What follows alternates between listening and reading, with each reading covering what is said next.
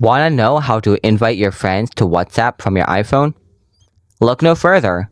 In this quick video, I'll show you 2 easy methods to invite friends to WhatsApp from your iPhone. So without wasting any time, let's get started. Method 1. Through the WhatsApp app. First, open up the WhatsApp app. After that, select Chats from below. Now, tap on the plus icon from the top right corner. Scroll down to the very bottom. Then, tap on the Share Invite link. Now, choose the method to share the link, like Message app or Telegram. Method 2. Through WhatsApp settings. Open WhatsApp app again.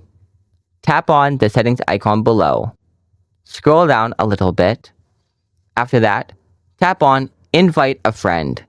Next, tap Share Invite link. Select the method to share the link.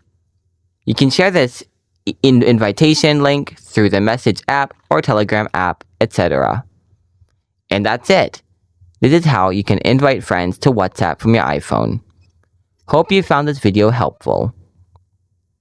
If it is, then don't forget to hit the like button. If you have anything to ask, feel free to let us know in the comment section below. Thanks for watching. See you in the next one.